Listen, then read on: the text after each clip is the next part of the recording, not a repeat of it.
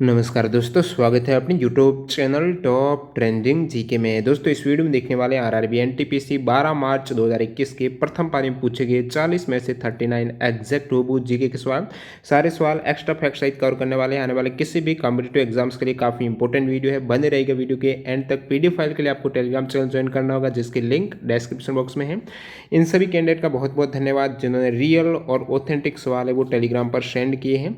सवाल कंटिन्यू करें उससे पहले मैं आपको बता दूं, आप किसी भी कॉम्पिटिटिव एग्जाम्स की तैयारी कर रहे हो, रेलवे हो गया, एसएससी, बैंकिंग, डिफेंस है, अभी आपके एनटीपीसी का एग्जाम हुआ और अच्छा स्कोर गया है, तो आप एनटीपीसी CBT2 के लिए भी मॉक टेस्ट लगा सकते हो। यहाँ पर बेहतरीन अपॉर्चुनिटी ये है कि आप किसी भी एग्जाम की तैयारी कर रहे हो, यहाँ पर आपको अनलिमिटेड 1 वर्ष की वैलिडिटी में मॉक टेस्ट मिल रहे हैं। 100 प्लस एग्जाम्स के 12,000 प्लस मॉक टेस्ट है। इसमें यदि आप TTG के ये कूपन कोड अप्लाई करोगे तो आपको एक्स्ट्रा 30 रुपये का और डिस्काउंट मिल जाएगा। जैसे कि एनटीपीसी के 175 मॉक टेस्ट है, CBT2 के 91 है, ग्रुप डी के 189 है, CHSL के 280 मॉक टेस्ट यहाँ पर अवेलेबल है। अन्य जैसे यूपी पुलिस यानी जितने भी स्टेट लेवल के एग्जाम हैं उनके मॉक टेस्ट भी अवेलेबल है। UP police SI, Rajasthan police SI, इन सारे एग्जाम्स के मॉक टेस्ट आपको एक ही पास के अंतर्गत मिल रहे हैं। तो इस ऑफर का लाभ उठाने के लिए लिंक डिस्क्रिप्शन बॉक्स में आप ज्वाइन हो सकते हो। TTG के कूपन कोड से आपको एक्स्ट्रा डिस्काउंट भी मिल जाएगा। तो चलिए कंटिन्यू करते हैं। आपके सामने जो पहला सवाल है देखिएगा, यहाँ पर वीडियो के एंड में कमेंट करके बताना इन 39 में से आपके कितने सवाल करेक्ट हो पा रहे हैं। इसरो ने कहाँ पर तीसरे space technology incubation centre STIC की स्थापना की है?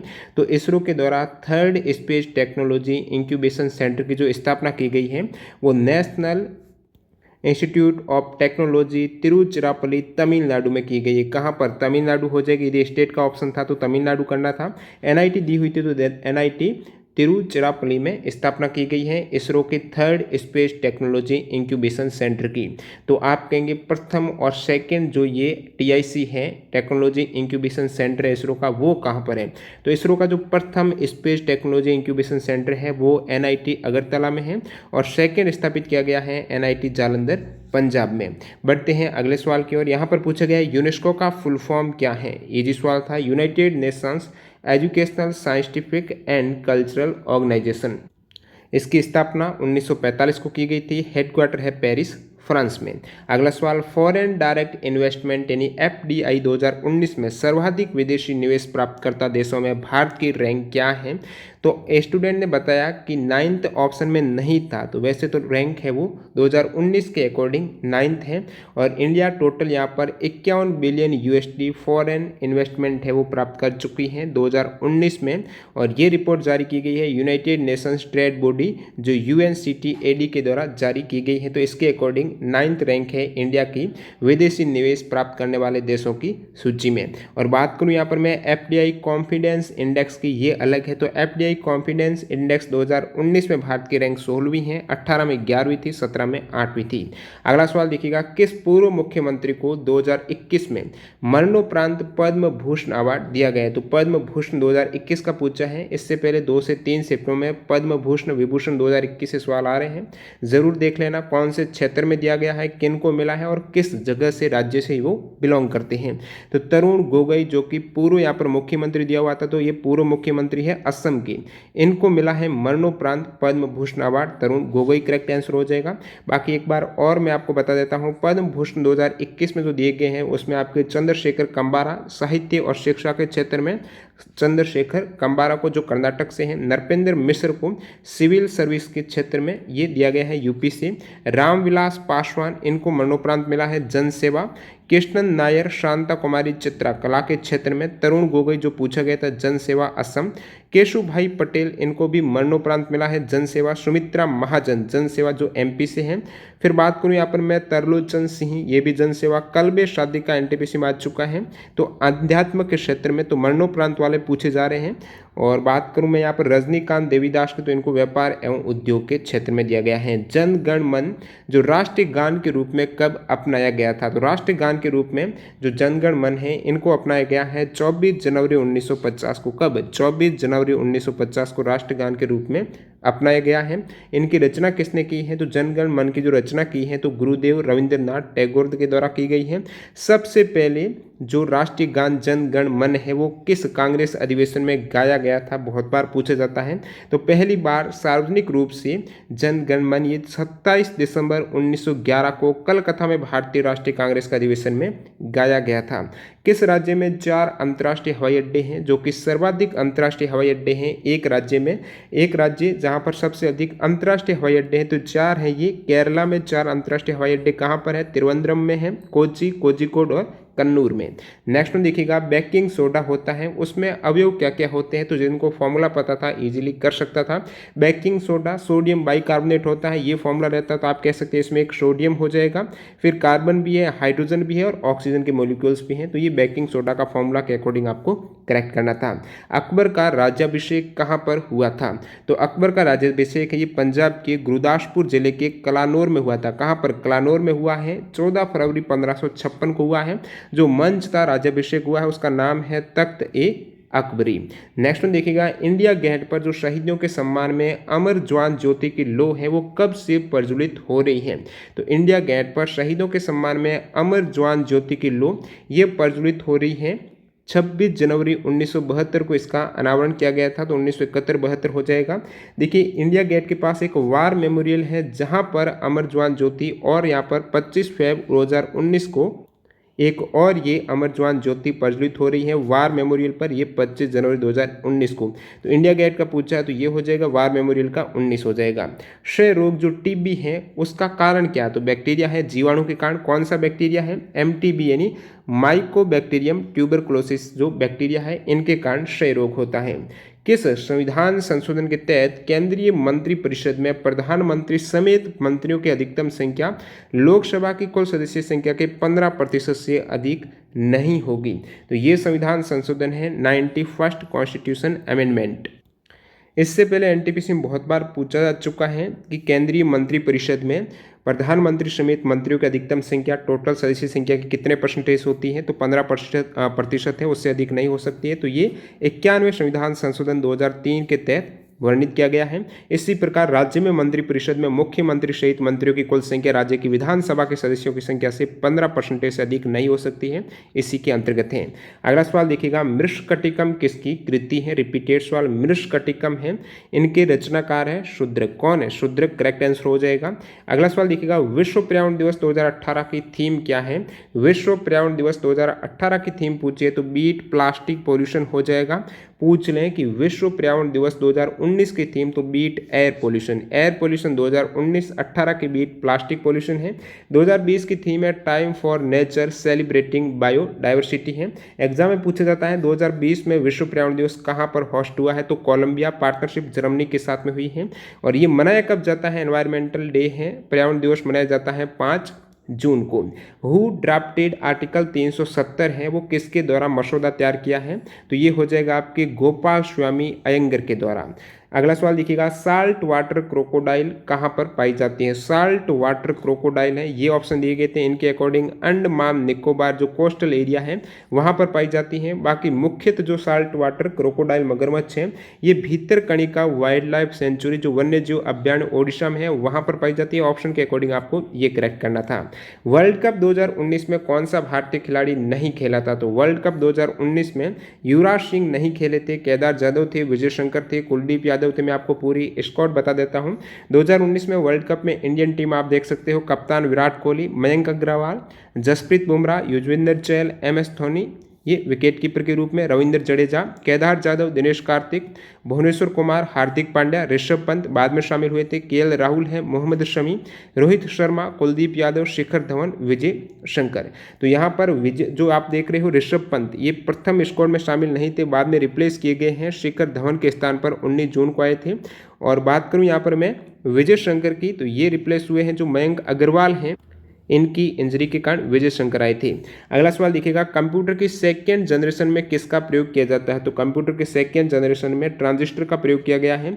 सेकेंड जनरेशन 1959 से 65 है। ये काल आपको अलग अलग जगह अलग अलग मिल सकता है। फर्स्ट जनरेशन है 1946 से 1959, वैक्यूम ट्यूब का प्रयोग किया गया है प्रथम पीढ़ी में। थर्ड पीढ़ी में आईसी इंटीग्रेटेड सर्किट का प्रयोग किया गया है। चौथी पीढ़ी में माइक्रो प्रोसेसर का, और पांचवी में है ये एआई जो आर्टिफिशियल इंटेलिजेंस है। अगला सवाल, असहयोग आंदोलन, सविनय अवज्ञा आंदोलन, भारत छोड़ो आंदोलन, चोरी चौरा कांड, इन घटनाओं का सही कालक्रम क्या है? तो सबसे पहले हो जाएगा आपके असहयोग आंदोलन है 1920, उसके बाद में हो जाएगा आपके चोरी चौरा कांड 1922, फिर है सविनय अवज्ञा आंदोलन है, और भारत छोड़ो तो आपको पता ही है लास्ट में 1942 में हुआ था। तो ये घटनाएं आप एक बार और देख सकते हो। चोरी चौरा कांड 4 फरवरी 1922 को गोरखपुर जिले के चोरी चौरा नामक स्थान पर हुआ था, और असहयोग आंदोलन का प्रस्ताव है 4 सितंबर 1920 को पारित हुआ था। फिर बात करूँ यहाँ पर मैं सविनय अवज्ञा आंदोलन की, तो ये नमक कानून के बाद महात्मा गांधी जी के द्वारा 6 अप्रैल 1930 को इसकी शुरुआत हुई थी। भारत छोड़ो आंदोलन 8 अगस्त 1942 को मुंबई के ग्वालियर टैंक मैदान से। अगला सवाल देखिए यहाँ पर, भूगोल शब्द पहली बार किसके द्वारा कॉइन किया गया है, गढ़ा गया है? तो भूगोल शब्द है ये इरेटोस्थनीज, जिसका करेक्ट आंसर हो जाएगा। राज्यों में आपातकाल की घोषणा करने का अधिकार किसके पास है? तो राज्यों में आपातकाल ही राष्ट्रपति के द्वारा घोषणा की जाती है। आर्टिकल 352 के तहत राष्ट्रीय आपातकाल, आर्टिकल 356 के तहत राज्यों में आपातकाल जो राष्ट्रपति शासन है, आर्टिकल 360 के तहत वित्तीय आपातकाल राष्ट्रपति के द्वारा लगाया जाता है।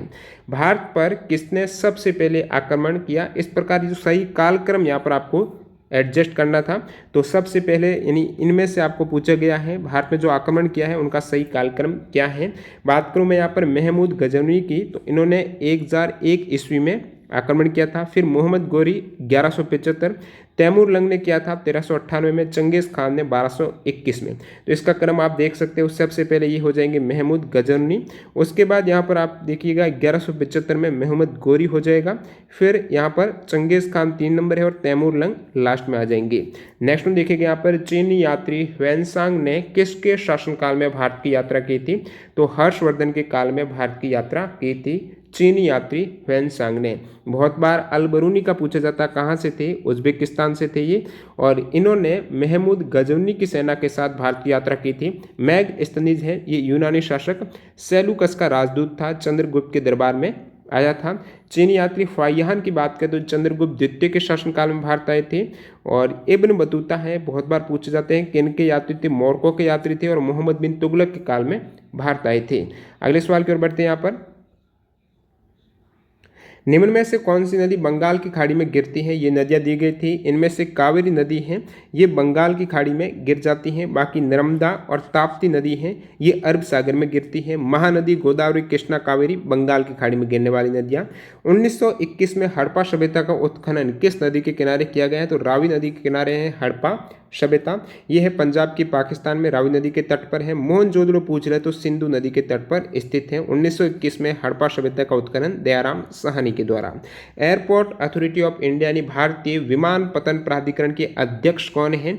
अनुज अग्रवाल हैं, वर्तमान में अध्यक्ष हैं। यदि डाटा इस प्रकार दिया गया है कि जनवरी 2021 से पहले या फिर दिसंबर 2020 तक है, वो एयरपोर्ट अथॉरिटी ऑफ इंडिया के अध्यक्ष कौन है?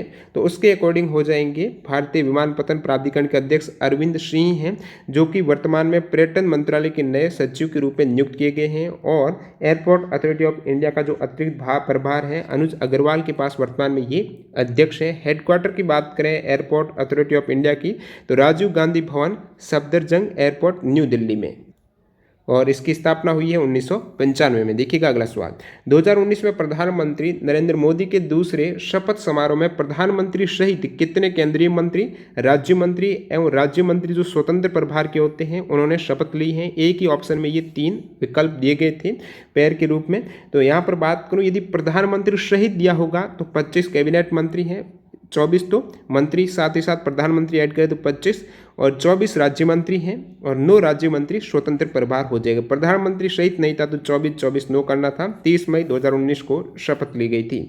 2019 में पद्म विभूषण कला गायन लोक क्षेत्र में किसे दिया गया है? तो बहुत से स्टूडेंट बता रहे हैं कि कला गायन लोक, और कुछ ये बता रहे हैं जो थिएटर के क्षेत्र में रंगमंच वाला कला अभिनय रंगमंच वाला। तो बलवंत मोरेश्वर पुरंदरे हो जाएगा यदि कला अभिनय थिएटर का पूछा है। 2019 में ये दिए गए हैं। सुश्री तिज्जन बाई को, ये छत्तीसगढ़ की हैं। इनको पंडवानी लोकगीत नाट्य के कलाकार हैं जिनको कला गायन लोक के क्षेत्र में 2019 में पद्म विभूषण मिला है। बाकी बात करें यहाँ पर श्री इस्माइल उमेर गुले को सार्वजनिक मामले क्षेत्र में जो जिबूती से हैं इनको मिला है पद्म विभूषण। और श्री अनिल कुमार मणिभाई नायक को व्यापार उद्योग के क्षेत्र में दिया गया। ये 4 जनों को पद्म विभूषण 2019 दिए गए थे। कौन सा पाषाण काल का प्रकार नहीं है? तो पाषाण काल में ताम्र पाषाण अलग हो जाएगा, पुरापाषाण, मध्य पाषाण, नवपाषाण। इनका कालक्रम पूछ रहे तो इस टाइप से एडजस्ट करना है। पुरापाषाण एनटीपीसी में पूछा हुआ है, सबसे पहले पुरा, फिर मध्य, फिर अभी नवपाषाण काल। अगला सवाल देखिएगा, पृथ्वी के मेंटल परत के ऊपर कौन सी लेयर होती है? तो मेंटल के ऊपर है ये लिथोस्फीयर हो जाएगी। स्थल मंडल जो क्रस्ट और क्रस्ट के नीचे मेंटल है उसका ऊपरी भाग है। और यहाँ पर बहुत बार ये भी पूछा जाता है, महो को आपको पूछा जाता है, जो बाउंड्री रहती है क्रस्ट और मेंटल के मध्य महो भी रहता है। और ये स्थल मंडल भी देख सकते हो आप इस इमेज में। ये देखिएगा लिथोस्फीयर है जो क्रस्ट और मेंटल के मध्य में है। ये आपको स्थल मंडल पूछा था। अगला सवाल देखिएगा यहाँ पर, सूर्य के वायुमंडल का सबसे बाहरी आवरण क्या कहलाता है? तो कोरोना हो जाएगा सूर्य के वायुमंडल का सबसे बाहरी आवरण। ये इससे पहले एनटीपीसी में ये भी पूछा गया है कि सूर्य है उसकी ग्लोविंग चमकती हुई सतह क्या कहलाती है? वो होती है फोटोस्फीयर। प्रकाश किस प्रकार दिशा में गमन करता है? कौन सी दिशा में? डायरेक्शन सीधा, ऊर्ध्व, वर्ताकार, क्षैतिज है तो स्ट्रेट लाइन में सीधा हो जाएगा। भारतीय वनस्पति संरक्षण पौधों के संरक्षण हेतु किस नाम से लुप्त प्राय पौधों की सूची प्रकाशित करती है? तो रेड डाटा बॉक्स से ये पूछा गया था। कितने वर्ष से पुरानी गाड़ियों से ग्रीन टैक्स लिया जाएगा? तो 15 वर्ष से पुरानी गाड़ी है वो ग्रीन टैक्स देगी तभी चल पाएगी।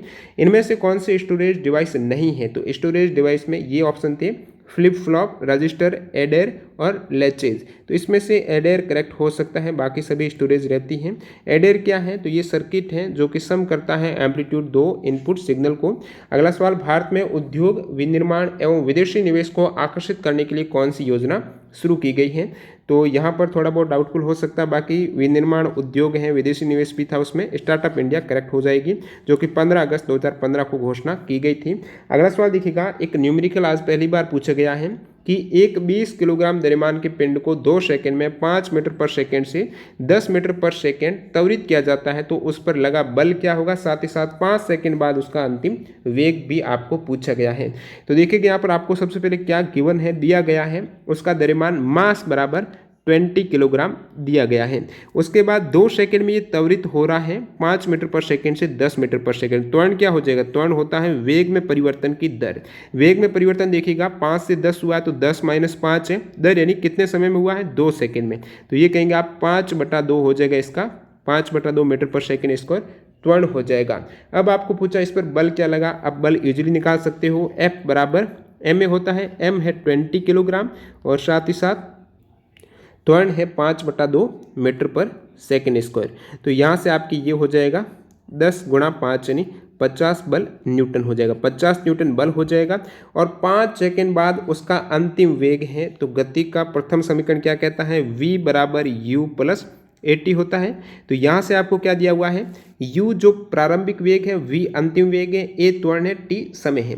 तो v कितना दिया हुआ है जो आपको ज्ञात करना अंतिम वेग, u दिया हुआ है जो प्रारंभिक वेग है 5 मीटर पर सेकेंड है तो 5 मीटर पर सेकेंड प्लस आपको a त्वरण कितना है? त्वरण है 5/2।